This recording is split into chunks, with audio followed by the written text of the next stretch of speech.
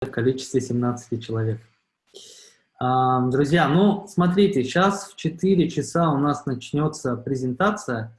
Я предлагаю вкратце, поочередно представить ваши наработки до 4, буквально там на 3 минуты. Вкратце, вот мы сделали то, не пересказывая, ну, не сильно вдаваясь в подробности и детали. С какой группы начнем?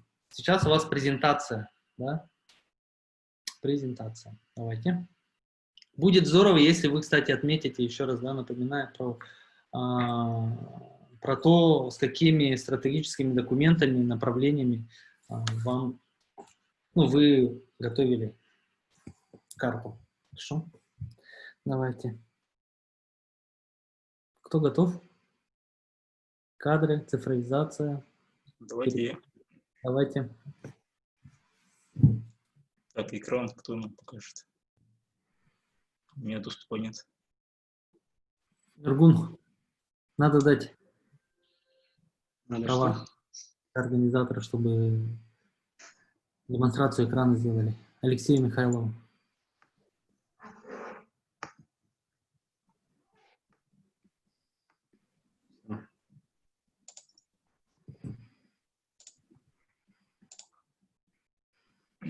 Видно, да? Угу. У нас трек развития цифровизации.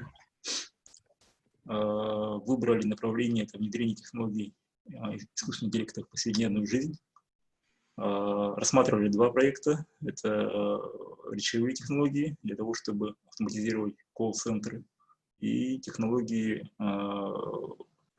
скажем, обработки изображений с помощью искусственного интеллекта для системы видеонаблюдения для АПК «Безопасный город». Стейкхолдерами развития у нас кто является? Это правительство наше, город Якутск, президент IT-парка, точка кипения и университет. Целевая аудитория – это у нас население региона, в том числе старшее поколение и инвалиды, у которых есть проблемы с возможностью, скажем, коммуницирования с органами, которые предоставляют госуслуги напрямую. То есть проблемы, им трудно либо пользоваться порталом госуслуг, либо выезжать для личного взаимодействия. Какой результат, образ результата мы ожидаем? Это доступность госиммунуслуг, сервисов в условиях высокой нагрузки, то есть в режиме 24/7.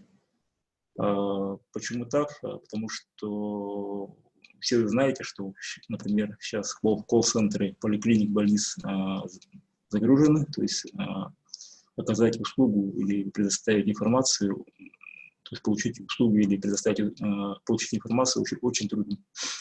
Вот эти технологии могли бы помочь как раз-таки разгрузить эти колл-центры. Второе – это реагирование в режиме онлайн на события и угрозы для населения. То есть если у нас видеокамеры будут умными, то есть они смогут отслеживать события и уведомлять уполномоченные органы. То есть в этом плане повышается оперативность и повышается уровень общественной безопасности. Эффект, это общие эффекты, какая польза может быть. Это как раз-таки повышение доступности сервисов для населения, повышение общественной безопасности. И если мы будем использовать те же камеры, например, для коммунальных служб, это повышение качества их работы и оперативности. Дальше планы, что мы делаем. В первом году, то есть в этом году, мы создаем лабораторию искусственного интеллекта. Вторым пунктом это мы формируем ядерную команду Якутии по внедрению технологий искусственного интеллекта. Третьим пунктом это, возможно, в этом году получится, это проведение хакатона по применению искусственного интеллекта на реальных данных. Далее идет пункт в 2021 и 2022 годах мы планируем создать на базе СЛФУ программ подготовки по складным технологиям и в том числе искусственный интеллект. Это может быть бакалавриат, может быть магистратура, может быть там другие виды подготовки, например, повышение квалификации, либо переподготовка. Дальше мы должны взаимодействовать с институтами развития для финансирования этих проектов. Далее это внесение изменений в нормативную базу РСИА, чтобы мы могли эти технологии использовать для госнужд и чтобы оказывать госуслуги те же. Четвертое — формирование среди населения позитивного имиджа искусственного интеллекта, потому что есть такое мнение, что искусственный интеллект, он, скажем, не совсем этичен, ну, в некоторых,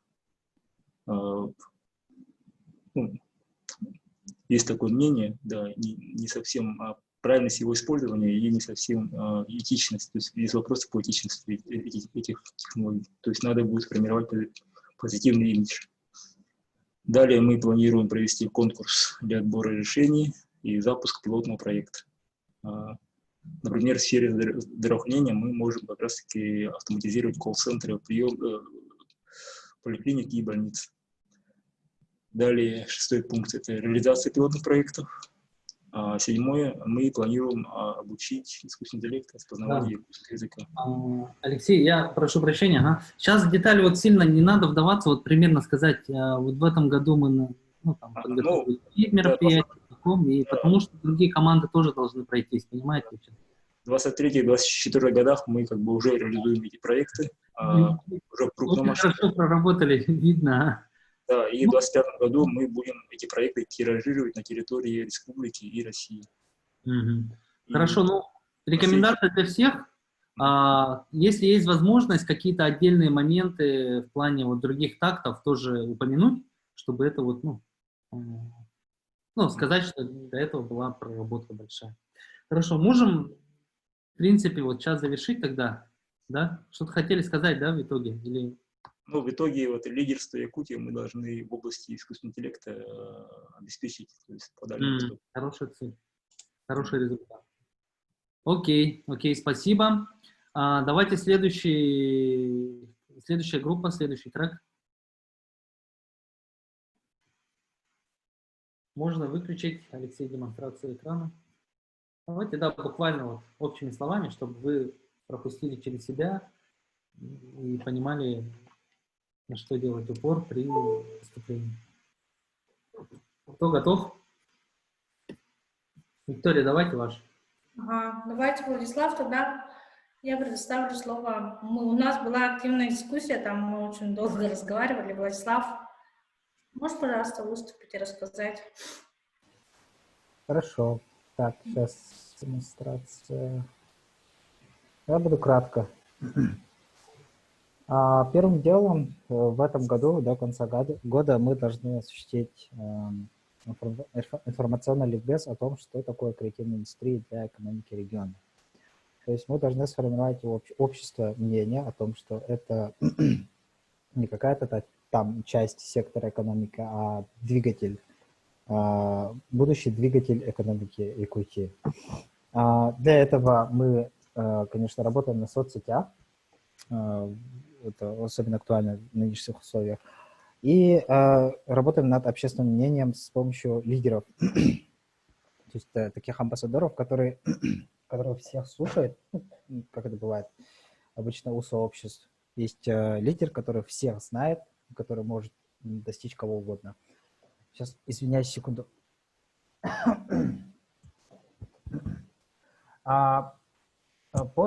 То есть информационный ликбез, он относится не только к сообществу, да, к населению, но и исполнительные органы, то есть органы исполнительной государственной власти, предприятия существующие, как государственные, так и частные, муниципальные тоже.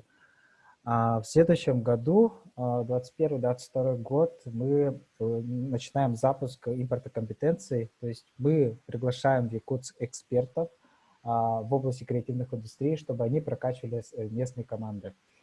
Это связано... Зачем мы это делаем? Потому что мы удалены от центров компетенции, все это знают, и чтобы... Вот есть такой риск, да, когда отправляют студентов за рубеж, в Москву, например, в Питер или в Канаду, да, условно, они не возвращаются, они остаются там, где они росли. Чтобы такого не было, мы вот рискнули на то, что давайте пригласим экспертов в Якутск. Гора идет много неба. И плюс к этому, этого недостаточно импорта компетенции, мы добавляем к этому университет креативных индустрий. Я потом позже об этом подробнее расскажу. 23-24 годы это мы формируем agile команды, чтобы проводить обучение, этапы,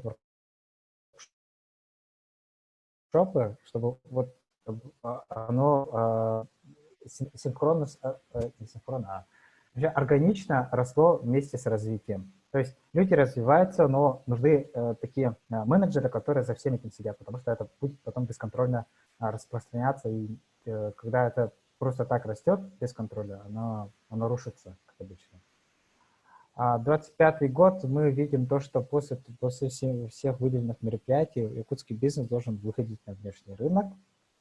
И когда вот мы поняли, что да, реально все это заработало, мы должны все это масштабировать в другие регионы. То есть проводить как консалтинговые услуги по тому, как развивать экономику так, чтобы выходить на внешние рынки, даже если ты удален от центров компетенции. У меня все. Отлично. Ну, смотрите, опять же, возможно, перед введением, да, нужно сказать, какие у вас интересные события были, да?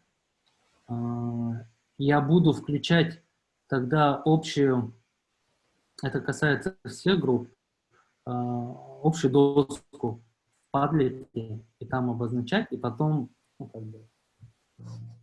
как результат у вас получилась такая карта. И просьба все презентации на весь экран открывать, хорошо? Полностью было видно. Так, ну и кто у нас? Территория, да? Будущего, территория развития. Да, мы готовы. Николай, мне расшарить экран или ты поделишься?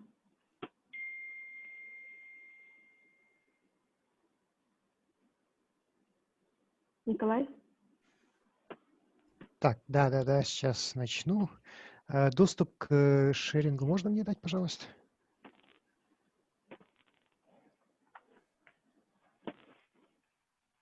Получил. Так, ну, у нас, получается, 3 основных события должно произойти. То есть это у нас должен быть рост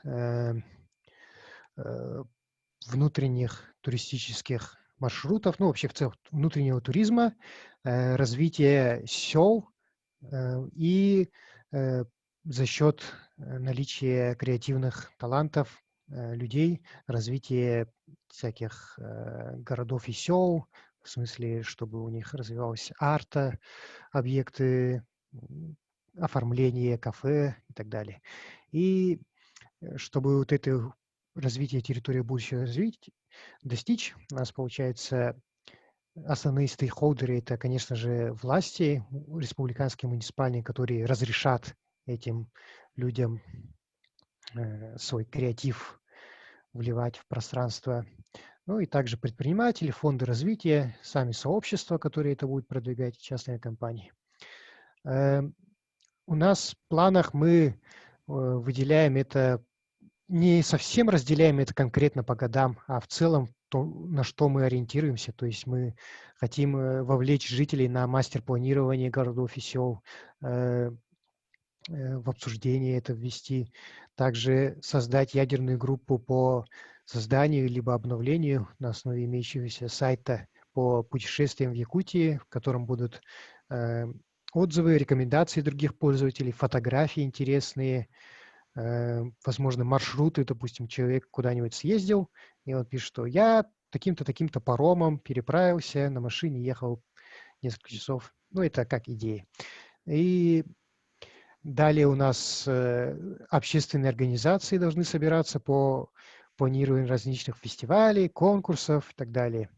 В итоге мы должны прийти к тому, что у нас к 2025 году должен быть реализован пилотный проект умного села, ну, обсуждается, конечно, в каком конкретно это виде, должно быть проведено арт-обновление существующих зданий в селах и поселках. То есть, допустим, старое здание администрации можно дать художникам на обновление, и оно будет красиво разукрашено. И должен быть создан сайт по путешествиям в Якутии, по которому люди будут знать, куда вообще можно в Якутии полететь, поехать на путешествие. Должны проводить фестивали, конкурсы, и люди должны быть вовлечены в создание вот этих проектов, которые сейчас реализуются по умному городу и поселкам. Хорошо. Николай, в принципе, окей. Но здесь, конечно, вы сможете больше детализировать, когда будете выступать, да? Сейчас, ну, работа видна, видно, что есть результаты, все обобщили, вот, но, опять же, да, нужно будет сказать, ну, как ты уже отметил, сослаться на те мероприятия, которые изначально, события, которые вы, ну, сгенерили, да, вокруг событий вы предлагаете вот, данную карту действий. Друзья, ну, у нас 4-я команда по технологическому бизнесу, к сожалению, не смогла все, ну, дозавершить, но ничего, в принципе, так бывает, не всегда удается там сделать так, чтобы все сложилось при такой коллективной работе, но все равно по итогам, в принципе, нужно будет там рассказать, как есть, да, то есть докуда дошли и что не получилось.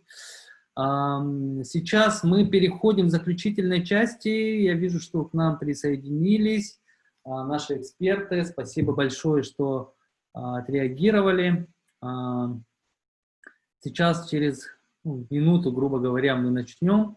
Я скажу, прежде чем участники, то есть группы, презентуют свои результаты работы, двухдневной работы, ну, расскажу, вводную данную информацию. Да, пока сейчас минутная, грубо говоря, готовность. Сейчас я уточню, еще посмотрю, кто из экспертов к нам присоединится.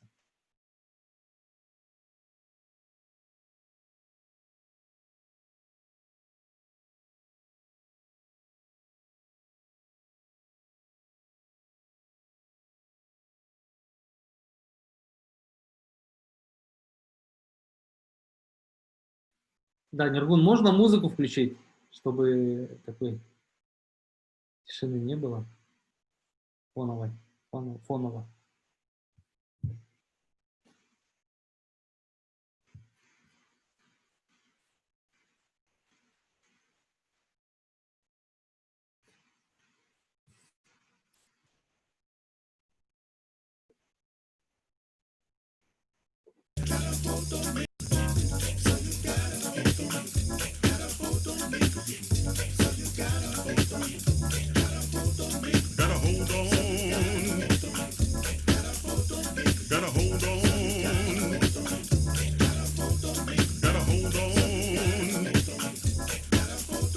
Gotta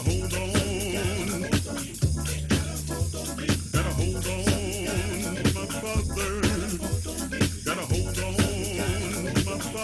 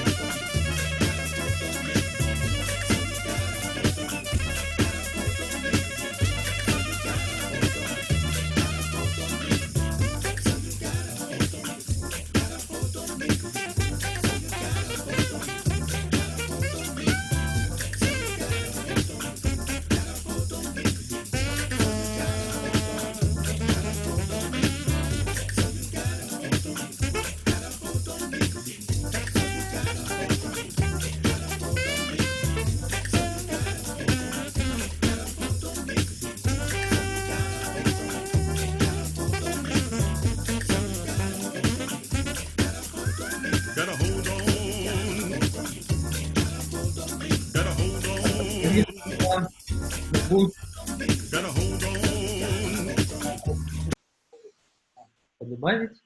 Да. Коллеги, ну, смотрите, сейчас мы начнем, потихонечку эксперты зайдут. Сейчас я хочу попросить из числа приглашенных экспертов, да, тех людей, с кем мы уже здесь не раз много мероприятий проводили, стратегические сессии делали, да, попрошу представиться. Ну, я озвучу и, если есть возможность, включить микрофон и представиться. Владимир Анатольевич Егоров, генеральный директор целевого фонда будущих поколений нашей республики, сегодня тоже здесь присутствует. Вы здесь с нами, можете включить микрофон, либо какой-нибудь знак дать. Добрый день, Иван. Здравствуйте, здравствуйте. Я нахожусь над долиной Туймада. Ух ты, в горах наверху, я так понимаю. Ага, здорово. Да, мы, конечно, понимаем то, что сегодня суббота, и многие находятся на природе и занимаются своими семейными делами. И мы очень рады, что вы нашли возможность к нам присоединиться. Хорошо. Владислав Хабаров, директор Центра опережающей профессиональной подготовки. Я с вами. Всем привет. Ага, здравствуй, Владислав, отлично. Варвара Альбертовна Васильева, директор Республиканского ресурсного центра «Юные якутяне». Как вы с нами? Да, я с вами. Привет всем. Ага, здорово, спасибо. Ну, потихонечку будем тоже представлять, когда будет заходить. Некоторые в дороге находятся, некоторые тоже вот по мере возможности будут подключаться.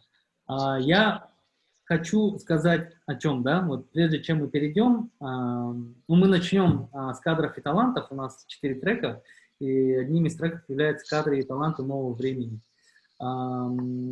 Учитывая то, что сейчас в качестве наших экспертов находятся люди, в том числе из сферы образования, те люди, которые развивают человеческий капитал.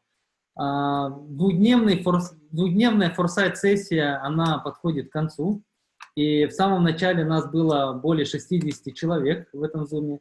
Во второй части, во второй половине дня, вчера нас было более 30, но сегодня остались самые стойкие, и, те, кто действительно смогли в этот субботний день присоединиться. Нас порядка 20 человек работало, да? В том числе это модераторы. Модераторы у нас, некоторые из них впервые в роли модераторов участвуют в данной сессии. И мы здорово, очень созидательно поработали, и чувствовалось то, что мы, хоть и онлайн, мы можем обмениваться мыслями, обмениваться идеями, предлагать свое видение. И мы используем, кроме Zoom, другие инструменты. В частности, это такой сервис, как Padlet. Мы его откроем, покажем. В работе мы распределились на 4 группы. Сейчас давайте все-таки открою сразу Padlet. Так.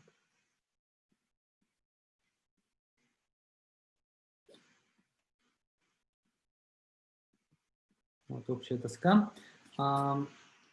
Мы в качестве ориентира взяли 2025 год, как вы видите, да, и в самом начале, вчера, мы занимались формированием образа желаемого будущего по 4 трекам. Это цифровизация, это территория развития для будущего, это технологический бизнес, и 4-й трек – это кадры и таланты для нового времени.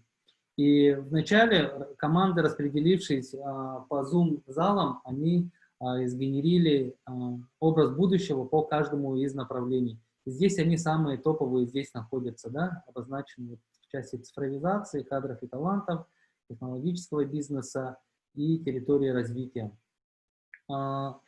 Дальше они работали по трендам, они выявляли, какие тенденции в нашем на мировом, федеральном и региональном уровне существуют, и отобрали наиболее такие реальные те тренды, которые считаются действительно которые, ну, существуют, да, в нашей жизни.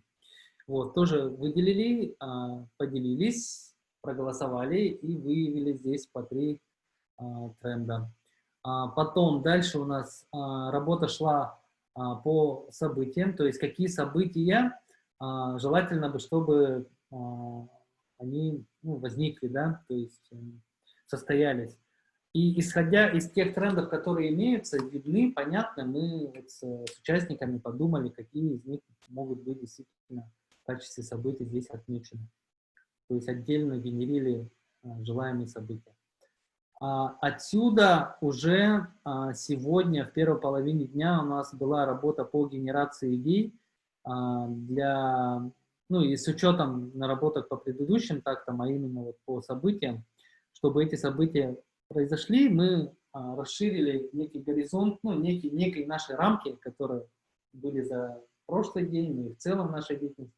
И мы думали, что еще можно было бы сделать, да. Здесь не было никаких, по сути, ограничений, и каждая группа, она генерила свои идеи, а потом это все перенесла в карту действий. Вот она, наша карта, то есть это карта-план.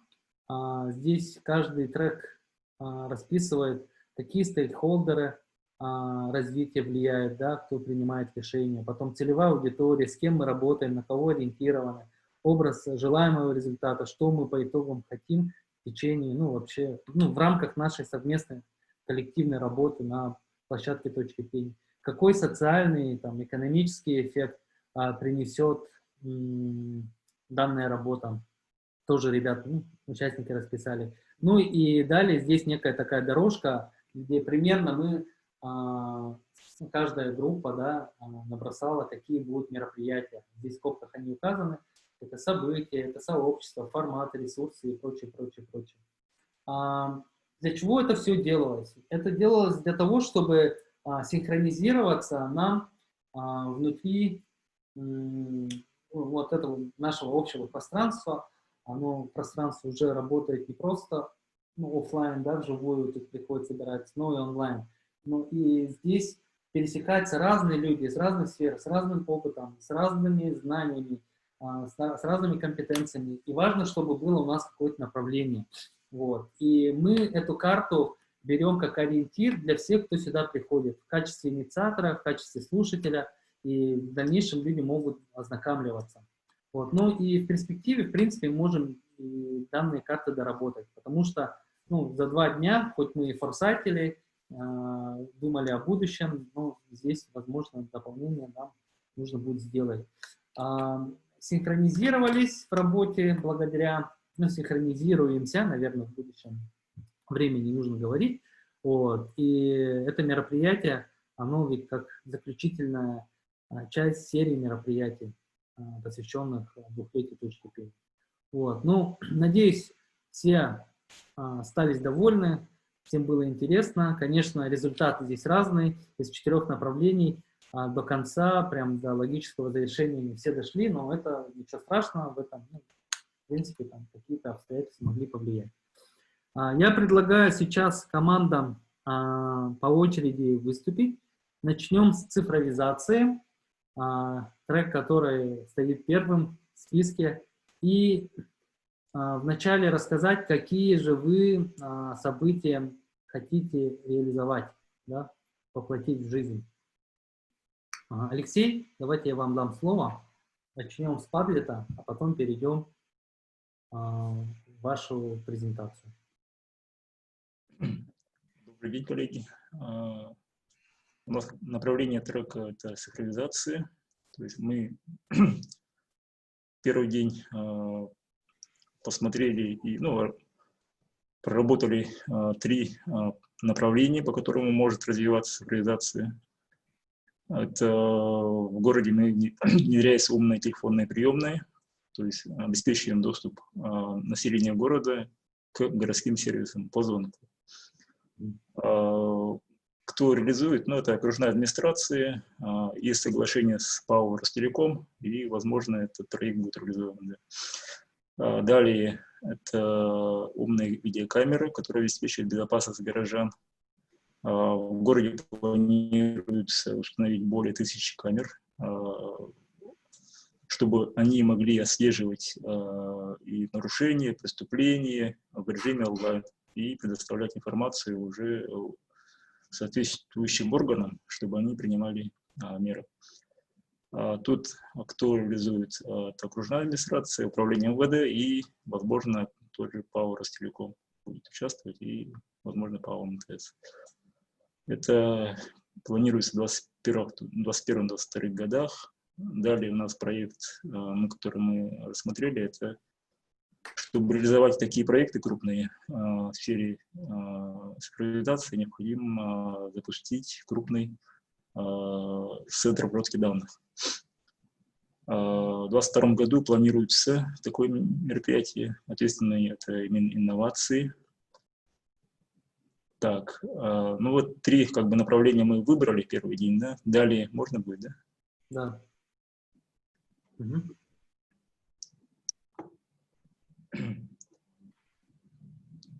Так, я показываю дальше что? Тут. Презентацию, слайд, который, ну, дорожную карту. Дорожная карта, да? Хорошо. Да, коллеги, я должен был сказать, ну, должен был дать слово кадрам и талантам, потом только вспомнил, что ничего страшного, хорошо, кадры и таланты. Эти проекты, они связаны с внедрением искусственного интеллекта в повседневную жизнь людей. То есть, можно на полный экран сделать? Это возможно? Там, где кнопку смотреть справа сверху. Справа сверху. Чуть левее. Вот-вот. Да. Видно, да? Да, мы взяли уже укрупненно, что необходимо нам выполнить, сделать для того, чтобы такие большие проекты реализовывать в нашем регионе. Кто должен решать и влиять, да? Вот слева, сверху, стейкхолдеры развития, это кто? Это правительство, как выступающий, как драйвер этого направления, потом город Якутск, как один из получателей дивидендов от этих проектов. Должны участвовать резиденты IT-парка, конечно же, точка кипения и СУФУ. Далее, кто целевая аудитория, с кем, кому предоставляем эти услуги, с кем работаем, это, конечно же, население региона. И при этом мы особое внимание должны оказать старшему поколению и людям с инвалидностью. То есть эти технологии позволят более, скажем, сделать услуги, сервисы и городские, и государственные более доступными для этих слоев населения. И целевая аудитория — это еще организации, которые предоставляют эти услуги или выполняют госфункции. То есть эти услуги как бы двунаправленные, то есть они обеспечивают услуги и с той стороны, и с этой стороны. То есть с одной стороны они дают больше возможностей для населения, с другой стороны они позволяют автоматизировать те или иные функции, например, функции приема заявок. Далее, какой у нас образ результата? Это мы обеспечиваем доступность и и монуслуг, и сервисов в режиме высокой нагрузки и в режиме 24/7. И возможность реагировать в режиме онлайн на события или угрозы для населения города, ну и региона. Так, какие эффекты мы получим? Ну, опять-таки, мы повышаем доступность услуг и сервисов для населения, повышаем общественную безопасность и повышаем качество предоставления услуг в том плане, что, ну, и коммунальных услуг, и вообще услуг тоже. Качество повышается. Так, это у нас не то. Так, какие у нас планы, да? Какие действия и кого мы привлекаем? В первом году, то есть в этом году, в 2020 году мы планируем создать лабораторию искусственного интеллекта. Потом мы формируем ядерную команду по внедрению технологий искусственного интеллекта. Проводим, если получится, проводим хакатон по применению искусственного интеллекта на реальных данных. Для этого мы подключаем точку кипения и, возможно, IT-парк. IT-парк для реализации этих мероприятий. В 2022-2022 годах мы планируем создать на базе СУФУ программ подготовки по сквозным технологиям, в том числе и искусственному интеллекту. Это должны быть программы либо подготовки, либо переквалификации, либо повышения квалификации. Далее мы должны заключить соглашение с институтами развития, это по финансированию данных проектов. Эти проекты очень дорогостоящие, то есть необходимо будет привлекать финансирование дополнительное. Далее мы должны внести изменения в нормативную базу Республики Саха-Якутия для того, чтобы применять эти технологии. Например, как минимум мы должны будем внести изменения в админ-регламенты по оказанию услуг. Далее мы должны формировать среди населения позитивный имидж этим технологиям, чтобы население не боялось применять эти технологии в своей жизни. Далее мы проводим конкурс для отбора решений и запуск пилотного проекта. Например, это может быть автоматизация колл-центров, поликлиник и больниц. Для того, чтобы обеспечить доступность, например, для того, чтобы записаться к врачу, можно будет использовать искусственный интеллект. Далее мы начинаем реализовывать пилотные проекты и параллельно начинаем работу для того, чтобы искусственный интеллект умел распознавать якутскую речь. Также в 2023-2024 годах мы эти проекты уже внедряем, уже масштабное внедрение идет. Что включается в это внедрение, это мы должны создавать программные платформы и выполнять обучение искусственного интеллекта. Потом мы должны выполнять, то есть должны интегрировать эти платформы и инструменты с существующими цифровыми платформами, которые либо уже внедрены, либо внедряются. Это, например, есть такие платформы, например, в сфере здравоохранения, есть платформы, сейчас внедряются в сфере госуправления, ну и другие платформы тоже будем интегрироваться. Параллельно с внедрением инструментов и платформ должна идти автоматизация бизнес-процесса. Ну, это организация необходимо проводить такую работу. Потом мы формируем портфель, ну, по результатам реализации этих проектов мы должны формировать портфель успешных проектов, чтобы в 2025 году и последующих годах мы могли тиражировать данные решения, данные проекты уже на территории всей республики и на территории России. Для того, чтобы потом мы могли попасть в состав лидеров России по применению технологий, по внедрению технологий искусственного интеллекта. И мы хотим, чтобы Якутия стала лидером по Дальнему Востоку. У меня все, спасибо. Да, спасибо, Алексей. Алексей у нас является представителем мэрии же, да? Правильно? Да, я занимаюсь умным городом, да. Ага, здорово. Вообще тема цифровизации, ну, как бы, она является цифровой трансформацией всего, да, вот цифровизация экономики, госуправления и так далее, очень актуальная история, и я думаю, что вот то, что вы наработали и предлагаете, это действительно, ну, такое реальное, и то, на что нужно будет в дальнейшем нам делать упор. Вокруг этого всего тоже можно много других каких-то идей предложить, там, мероприятий, проектов, да.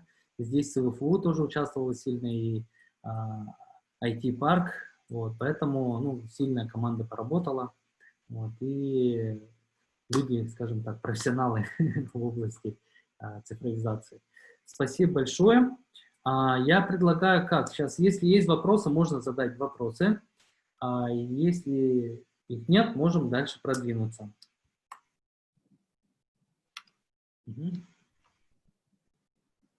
Коллеги. Хорошо. Ну, здесь в основном такая история, связанная с искусственным интеллектом. Ждем, когда здесь искусственный интеллект будет нам помогать в управлении пространством и встречать посетителей. Хорошо. Спасибо. Давайте тогда дальше двигаемся. Можно выключить демонстрацию и перейти к направлению трек «Кадры и таланты». Виктория, вы как модератор. Ага. Добрый день всем. Приветствую экспертную комиссию, экспертный состав.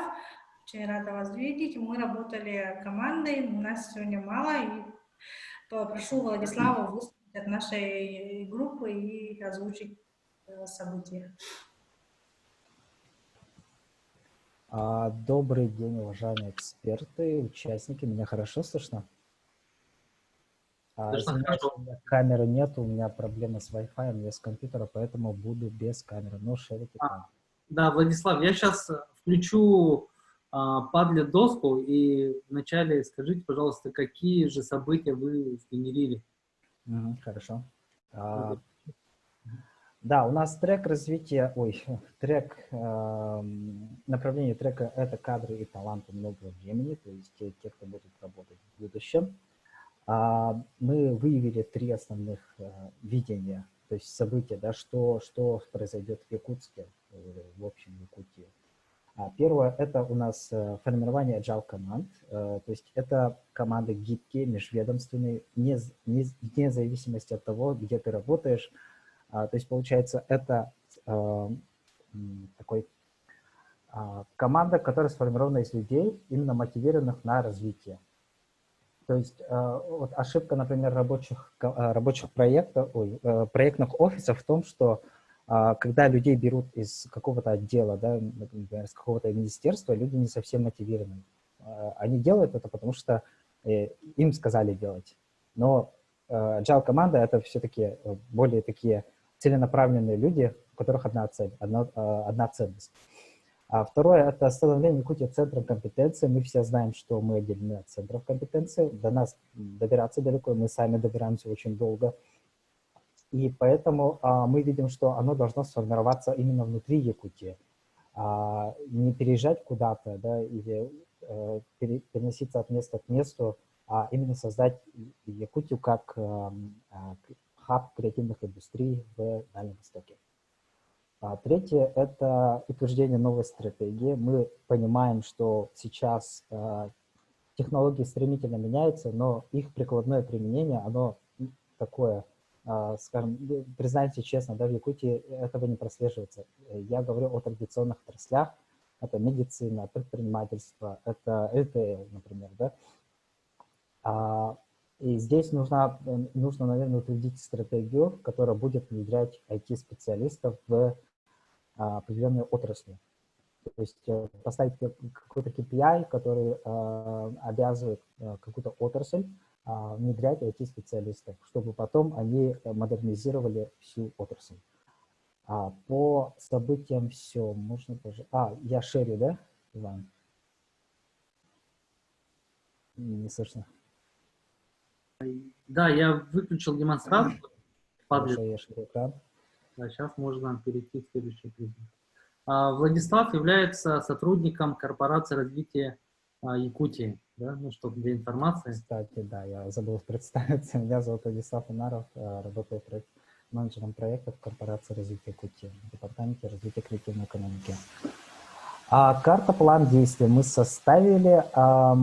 Давайте начнем с того, что кто является стейкхолдерами, то есть основные акторы. Это в первую очередь это органы исполнительной государственной власти, институты развития, технопарк, IT-парк, корпорация развития и окружная администрация как, наверное, основной, так сказать, хозяин города, да, то есть отвечающий за всю инфраструктуру. И источные акторы — это HR-хантеры, которые выявляют таланты Якутии и направляют их в правильное русло. Целевая аудитория — это подрастающее поколение, те, кто сейчас учится в школах, студенты вузов.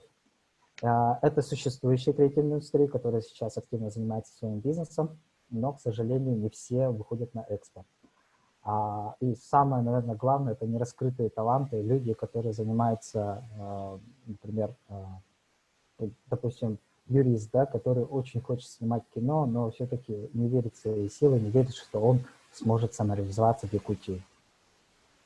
Образ результата — это формирование таких устойчивых сообществ, которые имеют компетенции. Все знаем, что сообщества формируются не просто так, да, у них всегда есть лидер общественного мнения, за которым все следят, и которого слушаются. И очень хорошо, что такие есть, потому что с помощью них нам доходить до сообщества очень легко. То есть мы выходим на лидера, и этот лидер выходит на других лидеров, которые вот, курируют какие-то маленькие сообщества. И мы видим то, что вот нетворкинг всех индустрий, оно будет организованным. Сейчас оно более такое хаотичное и не структурированное.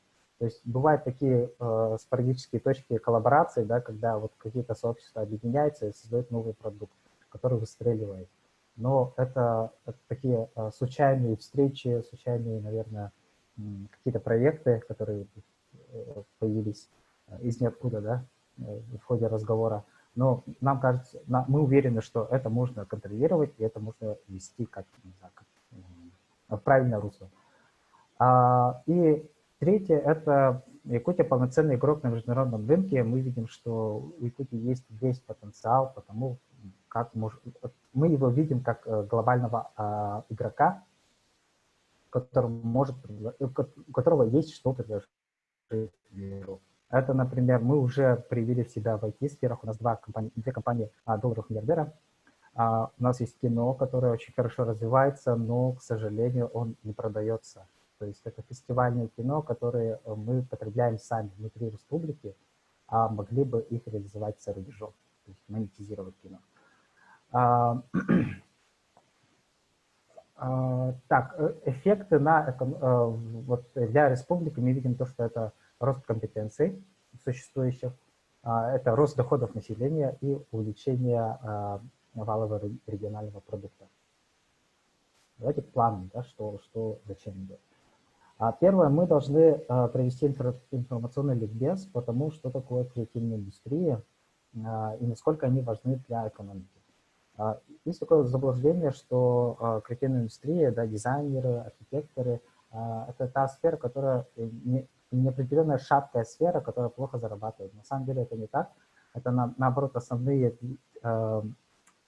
игроки, которые добавляют добавленную стоимость продукта.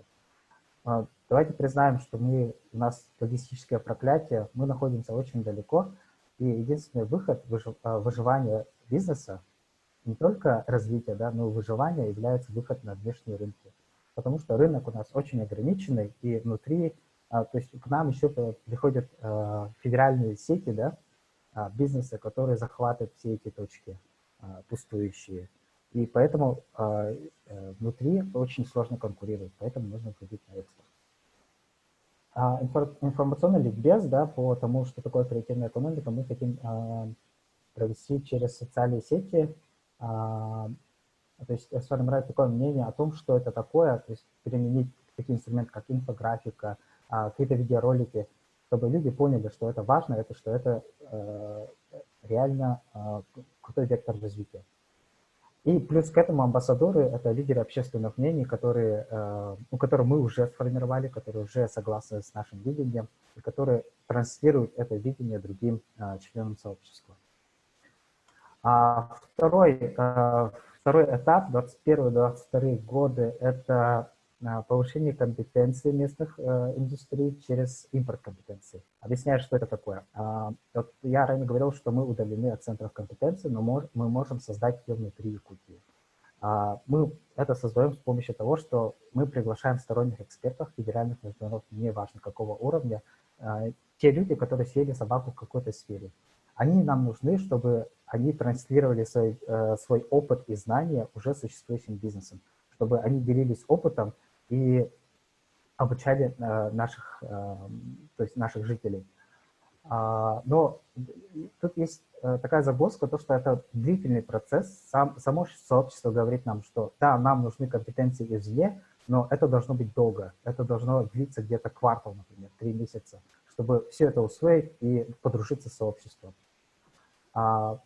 Второе, ладно, импорт компетенции — это одно, но оно не может существовать без университета креативных индустрий. Мы знаем, что в Якутске такого нету, такого сильного института, который бы выпускал специалистов в сфере креативных индустрий.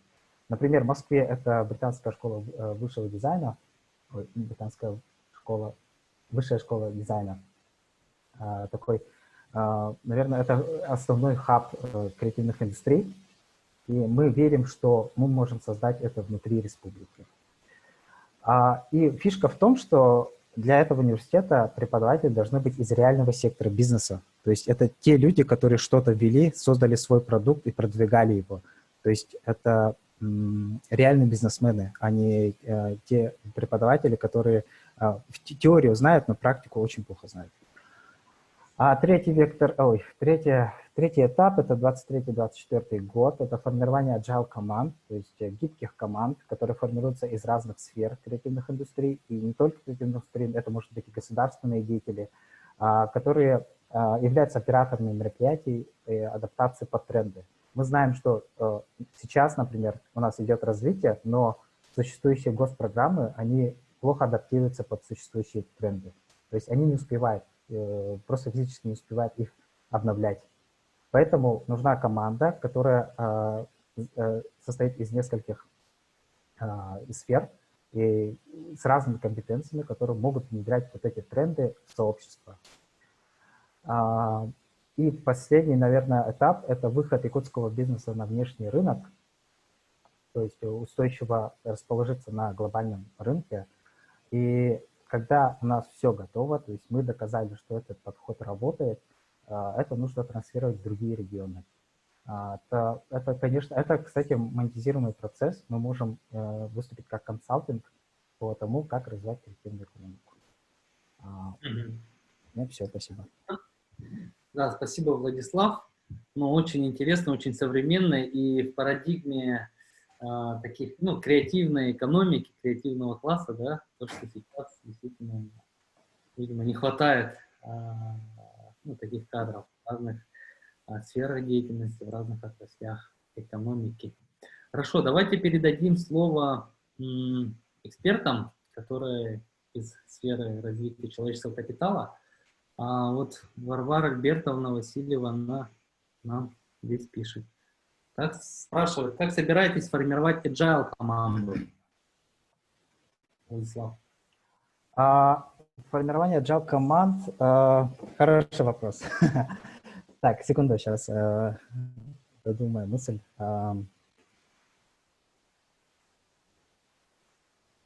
Вот формирование сообщества вообще интересный процесс, да? Нельзя людей заставлять что-то делать, да? Они просто будут делать это плохо. Поэтому нужно создать базу данных людей, такая платформа, которая объединяет мысли. Это можно сделать на существующих платформах, например, на Leader.id. И мне кажется, главным актором того, как собрать этих людей, мне кажется, это должна быть точка кипения, она должна собирать сообщество, и вот, прямо должен сидеть человек, который выявляет эти таланты, даже не раскрытые таланты, они должны знать человека, то есть это своего рода психологи, которые видят людей насквозь. Потому что другие методы, например, какие-то показатели, индикаторы, они не работают. Это все-таки люди, это индивидуумы, и поэтому тут нужен подход человеческий.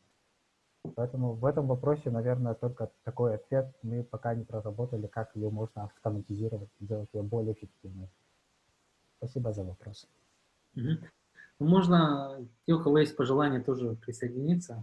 У кого есть какие-то мысли по этому вопросу. Есть ли еще вот вопросы, да? Есть ли портрет члена agile команды?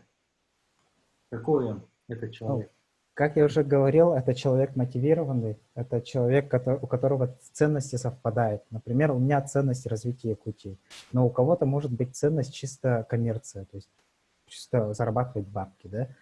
Мы, конечно, не будем рассматривать людей, которые помешаны только на деньгах. Должна быть какая-то высшая цель, которая совпадает с нашей. В данном случае это развитие Республики Саха. Я думаю, да, Владислав ответил на следующий вопрос, какими качествами должен обладать, то есть ценности, да, соответствующие. Ну, это не только качество, да, это, наверное, качества могут быть разные, у людей различные качества, мы не систематизируем их качества, да, то есть вот, если вот у тебя такое качество, то ты не входишь в команду. Все-таки тут нужен такой гибкий подход, чтобы быть инклюзивным. Когда мы, например, делаем категории какие-то, мы можем исключить таланты, которые могли бы очень хорошо внедриться в команду. Мгм. Ну и тут продолжается поток вопросов. Владислав, как сформировать у всех такую цель? Такую цель? Хороший вопрос. Ой, даже не знаю. Мне кажется, вот я, например, да, когда начал работать в корпорации, у нас были как корпоративные ценности, которые мы их не заучивали, но они как-то естественным образом приживались. То есть, например, такой документ, да, там прописаны ценности. У всех, кстати, корпораций, у всех, даже коммерческих, у Netflix есть ценности, которых они следуют. А если сотрудник этого не придерживается, ну, понятно, что это человек из другой сферы, и ему, наверное, будет лучше в другой сфере. Тут, наверное, я бы сказал, что как сформировать такую цель? Можно я добавлю? На самом Давайте, деле, да, помогите. мы тоже дискутировали на тему все-таки тем, чтобы работник либо специалист, который входит в эту команду, владел целью, миссией. Это все-таки работа школы или семьи, или это где-то должно заложиться в воспитании. Так и к единому консенсусу как бы не пришли, и тут индивидуально все, да, поэтому нет ни единого ответа на самом деле не нашли. Все-таки это школа или все-таки это семья формирует такой вопрос. Ну, как бы. Может, общество, может быть, действительно Да, но, скорее всего, да, может быть, и так. попадая в среду определенных людей, профессионалов, идейных людей, инициативных, вот человек должен выработать себе такую цель видения. Можно добавить, да. Мне кажется, такие ценности прививаются с развитием человека. То есть вот человек выпустился из вуза, да, он начинает работать, и вот эти ценности не прививаются естественным образом. Это нет такой истории, что их нужно прививать. Ему нужно стремиться самому. Она должна зародиться в человеке самом.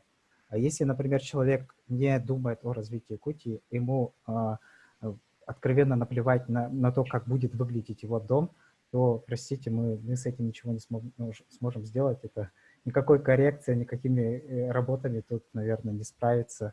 И лучше отпустить человека, например, жить в другой стране. У меня, например, такая идеология, это чисто обывательское мнение. Но, возможно, да, я просто думаю, что есть такие способы, какие-то, не знаю, какие-то систематизированный способ по тому, как вот эту ценность перевивать для людей. Хорошо, спасибо большое. Будем надеяться, что появятся другие способы. Геномная инженерия развивается, может быть, будут уколы делать. Любить республику и жить ради республики, и все. Это как-то неэтично, на самом деле. Это немножко страшно перед таким... Ну да, это так есть креативить. Значит, Варвара Альбертовна благодарит за ответ, Владислав, и предлагает работать вместе. Было бы хорошо, если микрофон у вас включился, да, Варвара? Еще есть вопросы? Спасибо большое. Угу. Интересный кейс у вас, да, интересное видение. Вот, всем привет. Вот у меня есть не вопрос даже, все-таки это вопрос, оказывается. Там вы в своей концепции проговариваете одну вещь, работа с нераскрытыми талантами, да? Вот мне это очень интересно.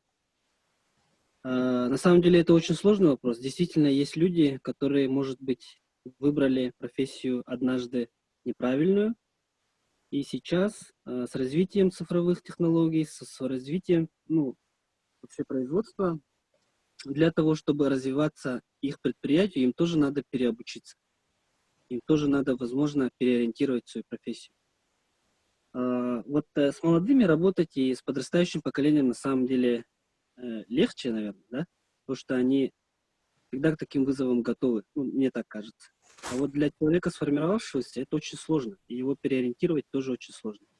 Вот как с ними работать и как вы предполагаете с ними работать? Да, спасибо большое за вопрос. У меня такой ответ, что, смотрите, Я просто сталкивался с таким. Я сталкивался с человеком, который работает в InDriver, аналитиком данных. Он где-то несколько лет, он работал не помню даже, кажется, в Министерстве финансов, и ему эта работа не нравилась. Ну, некоторым нравится такая работа, да, а у него всегда было такое ощущение, что он работает где-то не там. И он просто взял и поступил в магистратуру. То есть ему никто ничего не говорил, он и работал, и учился в магистратуре. Потом он начал, то есть он выступал в качестве спикера помните, есть этот Smart при InDriver, это совместный проект Майтона и InDriver. И он выступал с такой речью, то, что не надо ничего бояться и пробовать что-то новое. Ну, просто у человека, наверное, была жилка такая, что он взял и попробовал. Другим людям бывает очень сложно выйти из зоны комфорта. У него есть зарплата, у него есть рабочее место, и он не хочет рисковать. Если он уволится и начнет заниматься этим, он боится, что у него ничего не получится. Тут, наверное, очень полезно бывает TED-толки, например, такие мотивирующие выступления о своих историях. То есть настоящие человеческие жизненные истории, как они с этим справились, как они перебороли страх. Я думаю, что это, не знаю, не единственный, наверное, но очень верный такой вариант того, чтобы как заставить людей выйти из зоны комфорта и начать реализовать свою мечту.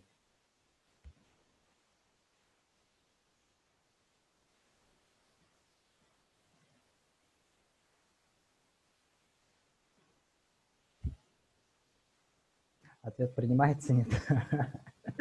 Да. Владислав, как вы услышали Владислава? Все нормально?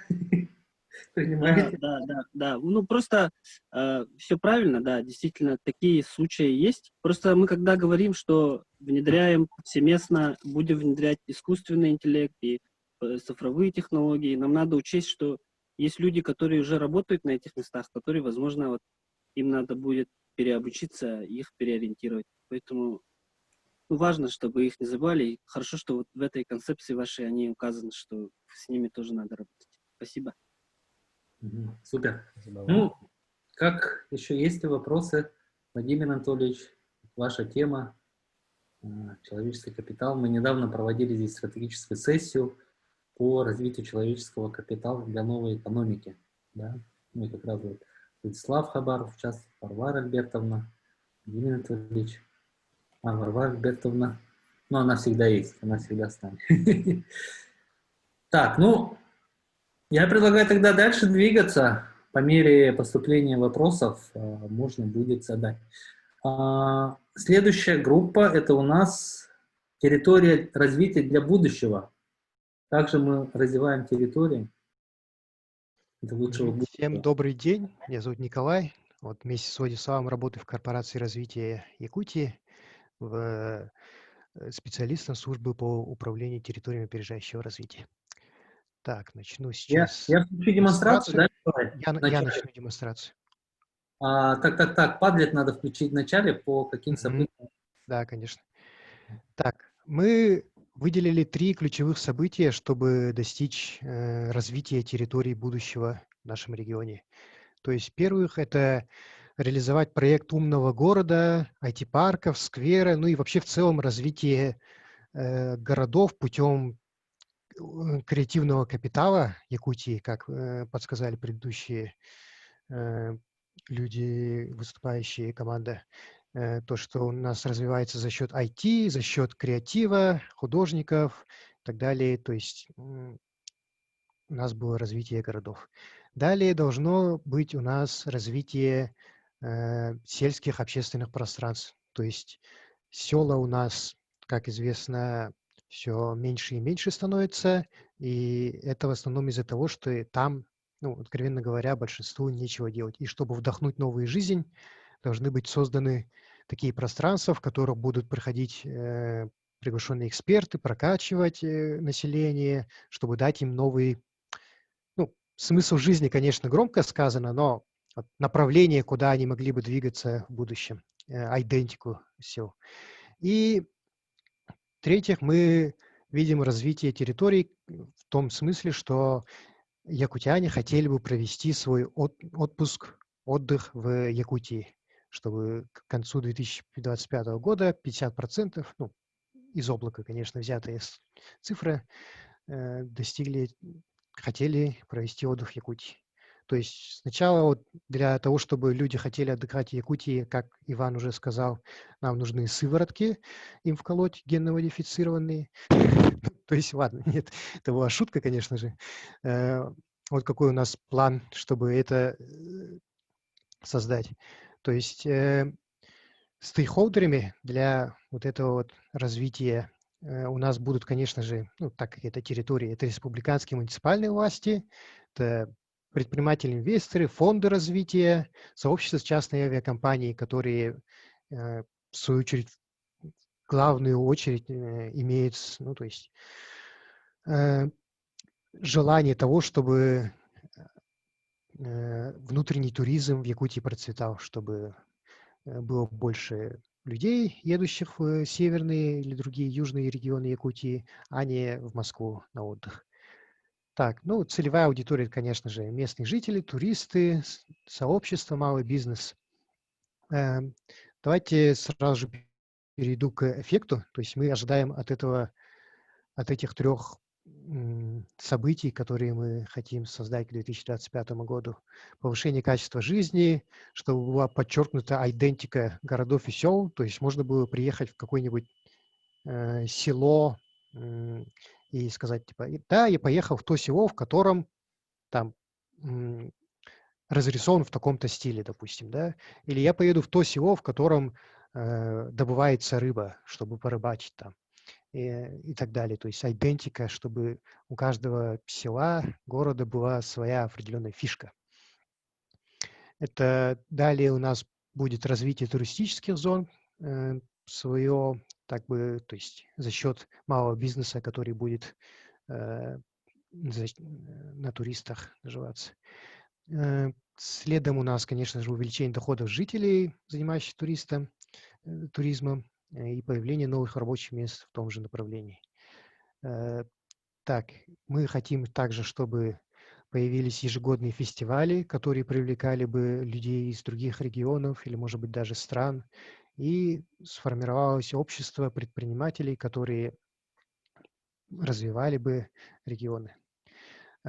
Планы мы расписали именно такие, чтобы были доступны для точки кипения, то есть чтобы точка кипения их могла нас помогать реализовывать на своей платформе. То есть это, во-первых, уже в конце этого года, да, проведение опроса по выявлению интереса жителей на мастер-планирование поселков либо городов, что они хотят, как хотят. В следующих годах это обсуждение и сбор идей по итогам опроса вот этих вот жителей на мастер-планировании. По другим направлениям это также сбор ядерной группы по обновлению либо созданию сайта по путешествиям в Якутии с рекомендациями пользователей. То есть, как мы видим, основная проблема, почему люди не хотят отдыхать в собственной Якутии, это то, что они не знают, куда поехать. Вот мы небольшой соцопрос вокруг нас провели, каждый в нашей команде спросил людей вокруг нас, что хотят ли они отдохнуть в Якутии. И большинство ответило, что а что еще в Якутии делать? Ему шкафы передвигать, не знаю, там обои у себя дома переклеить. Вот. И чтобы нужно нам, чтобы было информирование людей, вот этот сайт, на который они могли прогуглить, зайти, такой, типа, ага, давай поеду-ка я в Вилюйские горы. Оказывается, там супер красиво. Я вот вижу фотографии людей, которые там уже побывали, там примерная инструкция, как до тут добраться и так далее. Далее у нас должен быть сбор общественных организаций по планированию различных фестивалей, что в свою очередь будет повышать качество жизни в городе, то есть было что делать и привлекало бы туристов. По развитию сельских местностей в качестве бизнеса мы планируем, чтобы запустился акселерационная программа для сельских местностей, то есть в каждом местности она будет своя, с приглашенными экспертами, чтобы они развивали местное население и новая парадигма для жизни. По части арт-обновлений сел и так далее, мы хотим, чтобы на платформе «Точки кипения» проводился сбор организаций, сообществ и совместно с муниципалитетами о том, чтобы, допустим, определенное здание административное, например, передать в руки художникам, ну, то есть фасад внешний имеется в виду, передать в руки художникам, и они сделали бы из таких зданий мурал, например, да, и чтобы в деревне все было прекрасно разукрашено, как и в городе у нас муралы появились. Третье – это у нас проведение хакатона по созданию сайта, о котором я ранее говорил, чтобы сообщество было вовлечено, лучшие идеи собраны, и появился такой сайт. И в конце 2025 года мы ожидаем, чтобы у нас был реализован пилотный проект умного села, проведено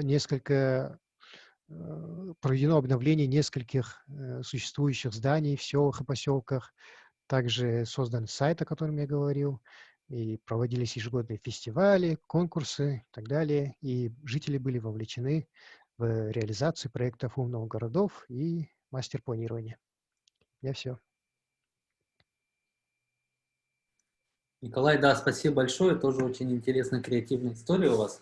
Ваша концепция и видение того, как мы будем развивать территории для будущего, это, ну, интересно здесь выглядит, да, и продумано. И дай бог, чтобы все это так и сложилось, потому что мы живем на такой большой территории, где и люди, где и города, где и деревни, где, ну, все-все-все, и бизнес, и вот территория должна быть очень благородной, плодотворной и благосклонной, наверное. Тут можно многоточие ставить. Хорошо, давайте к вопросам. Тоже Варвара Альбертовна пишет свой вопрос. Угу. Давайте я зачитаю, да. Вот Варвара спрашивает: Николай, добрый вечер. Добрый вечер, да. Я по местному туризму. Есть ли у вас турмаршруты, прошедшие квалификационные испытания? Как собираетесь развивать туристические зоны? Ну, начну с того, что мы сейчас продумываем именно план развития на основе точки кипения. То есть туристические маршруты у нас есть. Сейчас у нас работает сайт. Так, сейчас я попробую его найти. Ладно, видимо, у меня не получится.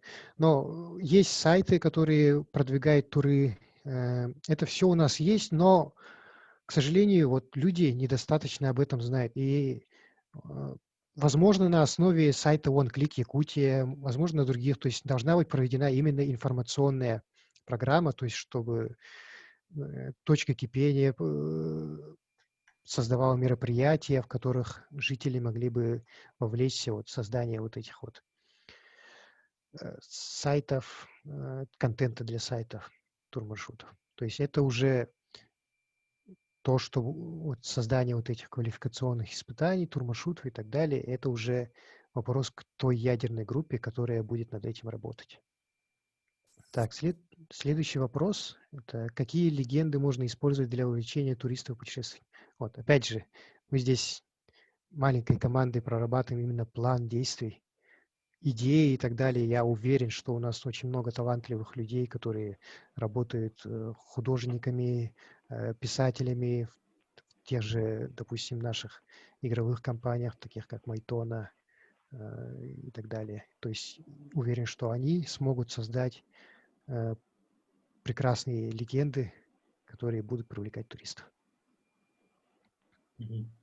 Отлично, спасибо, да, Николай. Здесь как точка кипения, как площадка, да, мы здесь можем выступать неким агрегатором людей, которые проходят через, ну, так и работает же, да, через пространство, попадают в это пространство. Ну и важно, нужные, правильные такие мероприятия проводить, которые позволят именно вот этот воплотить, ну, вначале сделать этот план, выработать, а потом воплотить в жизнь. Хорошо, спасибо. Если вопросов нет, мы можем двигаться дальше. А можно комментарий, да, маленький? Да, давай. Меня заинтересовал, вот меня интересует внутренний туризм как пользователя, потому что я люблю виды Якутии, и у меня вот такая цель, да, у нас 34 района Улуса, да, я посетил только 12. У меня мотивация такая, все посетить, и все сфоткать и так далее. У меня такой инсайт, что вот внутренний туризм, он может развиваться не только на основе сайта, да, то есть это могут быть блогеры, на которых все подписаны. То есть можно через сообщество блогеров это как-то пропустить, чтобы это популяризировать. И это я знаю, потому что я знаю, как это работает, потому что я, например, вот ездил в Хандыгу, в Тампонский район, и я узнал об этом через подругу, которая выставила себя в сторис все вот эти горы, наледь и так далее. И этим занимается блогер, ее зовут Романа Андросова. Очень много людей ее знает, и каждый раз, когда кто-то постит историю, да, в сторис, где он побывал, это распространяется как прям, не знаю, как просто на ее примере, да, она ездила на одной машине сначала, и сейчас она везет 3 машины. Хайс, миллионник. И вот это стремительно развивается, когда вот это доступно, когда это в приложении на руках. Я увидел в Инстаграме, например, пост о том, что вот оказывается можно за 12 часов доехать до гор, якутских гор. Вот так. Да, спасибо. Да, действительно, сейчас происходит некая кастомизация, да, всех продуктов и услуг, и чем интереснее, чем оригинальнее, тем, ну, больше, видимо, привлекает внимание. То есть параллельно идущий процесс привлечения тех же туристов, да? Вот. Окей. Все меры мы будем использовать, а там уже видно будет, что сработает, что нет, да? Хорошо, спасибо. Спасибо группе и спасибо за дополнение, что поделились своим инсайтом. Я предлагаю дальше пройти, и у нас группа «Технологический бизнес», Альбина Уларова, модератор. Сразу скажем, что не все пошло так идеально, как хотелось бы, да, Альбина? Ну, ничего страшного, Давайте я включу демонстрацию и покажем примерно, как прошла работа. Вот здесь у нас получается технологический бизнес. Вот, хорошо. Добрый вечер, дорогие наши участники форсайт-сессии, эксперты. Ну вот уже заканчиваются наши плодотворные дни работы, и хотим представить работу нашей секции «Технологический бизнес». Если там услышат участники нашей группы, то, пожалуйста, присоединяйтесь. Так, мы выявили 3 тенденции. Это 80% всех услуг, включая социальных, мы хотели перевести в онлайн-режим. Во-вторых, это аренда недвижимости в России стала популярным решением жилищных условий россиян, предоставление такой возможности. И в-третьих, это бережное отношение к окружающей среде. Вот такие у нас тенденции были. И что же мы будем делать? Ну, Можно я спрошу, мне оставить вот здесь или перейти вот в эту карту версии, вот эту часть? Ну давайте, ага. Давайте здесь, а потом...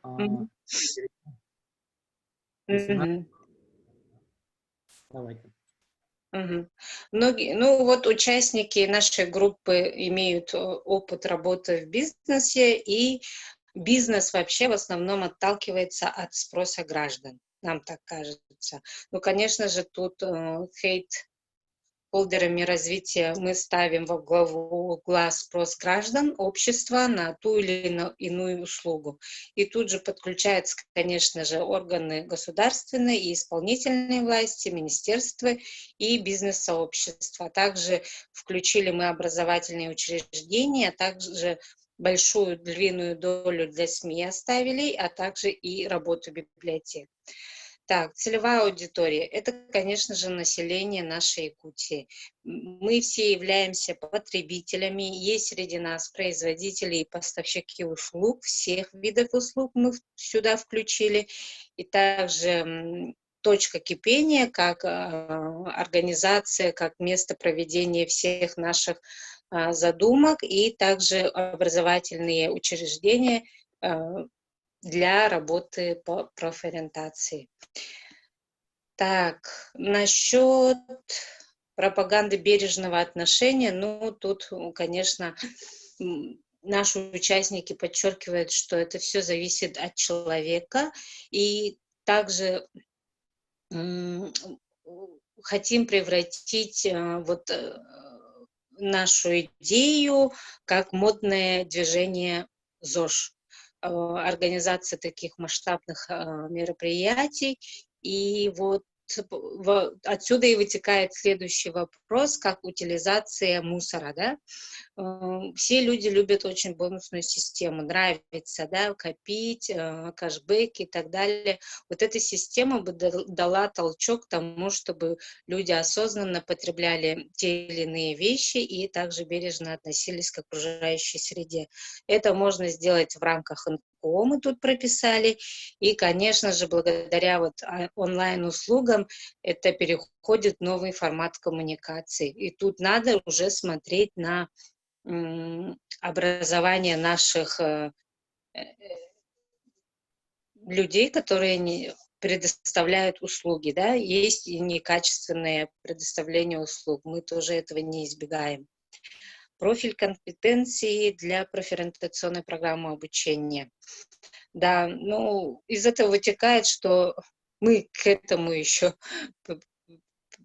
прибавили то, что профориентацию, тут то, что люди, ну вот в работе то несколько других групп тоже были такие моменты, что человек получает ту или иную профессию, разочаруется и уходит в другую область. Для того, чтобы такого не было, вот и мы хотим определить компетенции по профилю. И что мы будем иметь? Доступность, цифровизация и повышение информационной грамотности среди населения, чтобы был безопасность, интернет безопасным, это как-нибудь было, чтобы закреплено нормативно-правовыми актами, и профориентационные рекомендации по профилю компетенций. И тогда мы получим кадровый потенциал для республики. Так, планы я так скажу. Планы, что же мы будем делать? Конечно же, вначале это создание сообществ, сбор информации. Угу. Для реализации. Да-да-да, для реализации, ну, у меня тут тоже записан, для реализации всех этих наших идей. Да, в 2021-2022 году мы хотели бы доработать облачную систему вот этих всех наших онлайн-сервисов. Обучение населения уже надо подключать к этому и к безопасному использованию приложений. И, конечно же, разработка нормативно-правовых баз. Так, в 2023-2024 году это вовлечение бизнеса в большее количество сфер услуг, создание благоприятных условий для развития бизнеса на основе государственного частного партнерства, формирование такового госзаказа для бизнеса в этих сферах. Ага. И в 2025 году получим безопасную доставку услуг, если все это мы проделаем. Угу. На этом все, да? На этом все. Да, спасибо большое, Альбина. Коллеги, ну, смотрите, здесь, конечно, представителей технологического предпринимательства было минимум, можно сказать, и не было, но, тем не менее, коллеги выбрали позицию, что вот именно с общих каких-то вещей, с общих таких основ ведения бизнеса, скажем так, да, с упором на потребности, ну, и спрос населения, они вот сгенерили данную карту. Отметили важность того, что является, опять же, ценным, да, для общества, это бережливое производство. Вот. И видно, что социально ориентированная такая история получилась. Да? Вот. Спасибо за работу, Альбина.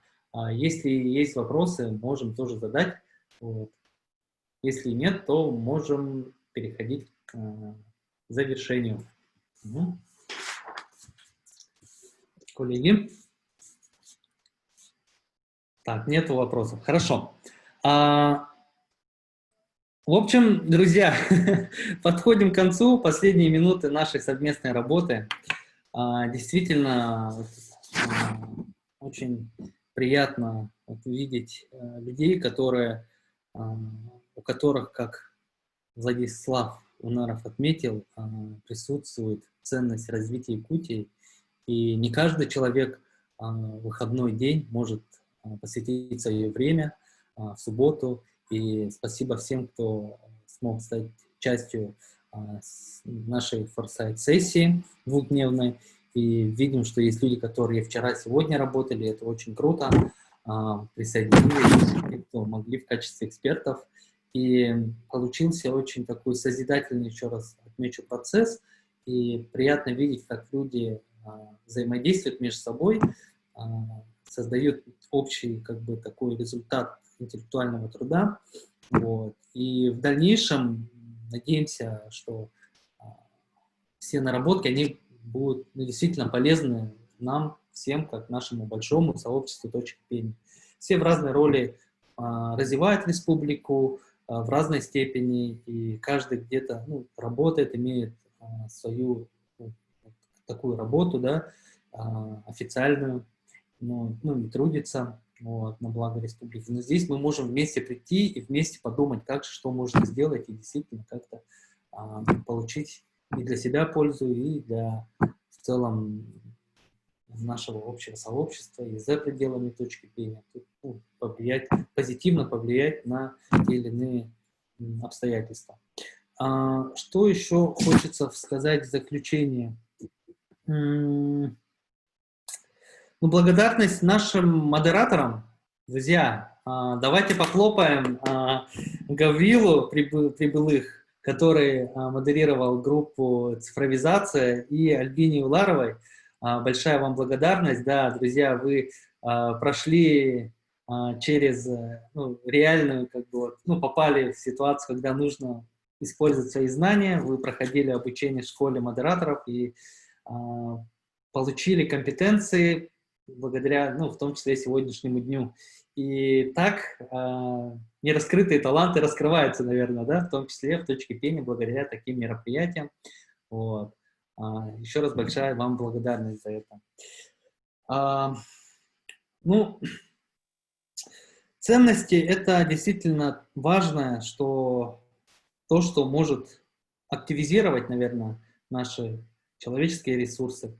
И здесь я отметил, исходя из тех треков, которые мы прорабатывали, да, кроме развивать Якутию, наверное, это глобальная такая ценность, мы еще видим ценность раскрывать таланты. Давайте тоже разделять эти ценности, использовать по жизни, в том числе в работе и вне работы. Следующая ценность — это поддерживать инициативы. Точка пения как площадка, она тоже здесь прям может подхватывать эти инициативы, и это уже в реалии происходит. И следующее, что касается бизнеса, это приносить пользу бизнесу в новых условиях.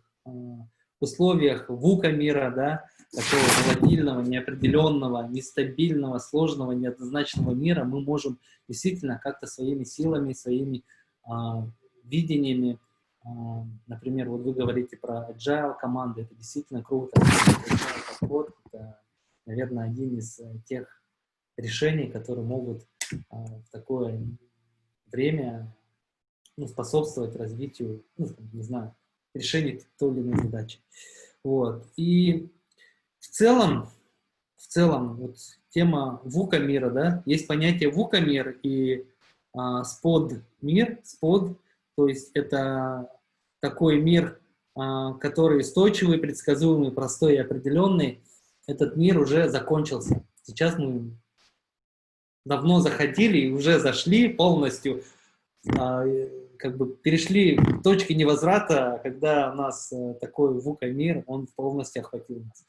И актуальность таких площадок, как точки пения, и не только, другие площадки тоже есть, они получают большую такую актуальность, да, и коллективное взаимодействие, совместное думание, co-thinking, это что ни на есть, наверное, одно из тех решений в наше непростое время.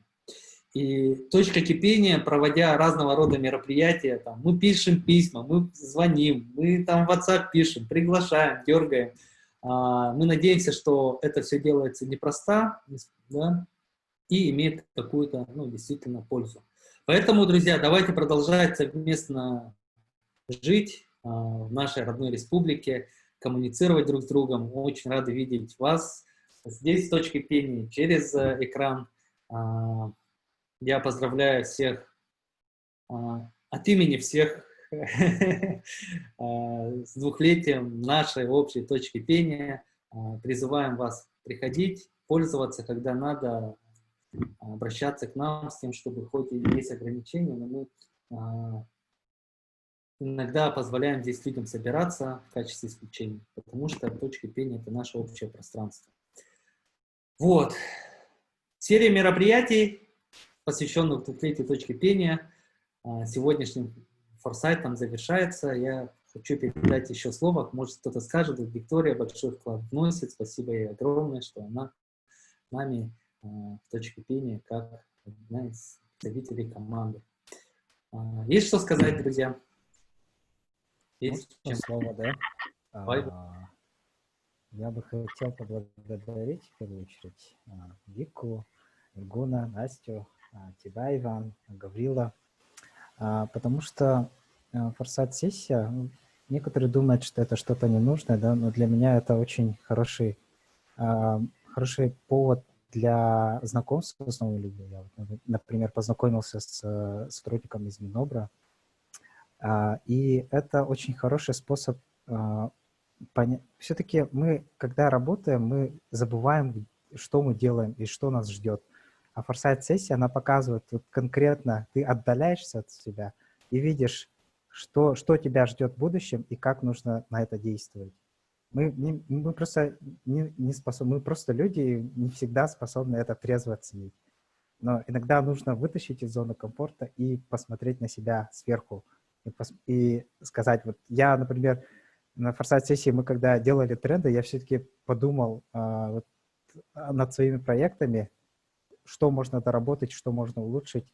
И это очень круто, и спасибо большое за это. Да, спасибо, Владислав. Классно, что мы на одной волне. Действительно, мечтать, заглядывать в будущее всегда нужно. Без этого никак. Это отличный инструмент, форсайт, чтобы совместно договориться о том будущем, которое мы хотим получить через какое-то время. Есть еще кто хочет сказать обратную, дать обратную В свою связь? очередь хочу тоже поблагодарить модераторскую группу, участников нашего трека «Кадры и таланты экспертов» за то, что, несмотря на субботу, несмотря на выходной, вы все с нами отработали до конца, и у нас сейчас сформировалось общее видение, куда нам двигаться, кто будет поддерживать и функцию работы точки пения, да. И Настя тут мне напоминает то, что в команде у нас еще есть Семен. Семен, да, это человек, который обеспечивает тех часть, это наш СММщик, новый человек в команде. Он здесь есть или нет? Ну, видимо, его нету, но да, это для тех, кто не знает. И мы расширяемся, мы развиваемся, растем вместе с нами. Нам 2 года, но на этом, скажем, какой-то этап еще расширения и развития произошел. Спасибо вам всем, то, что вы все с нами. Да, мы привет передадим обязательно. Хорошо. Спасибо. Хорошо, еще кто есть?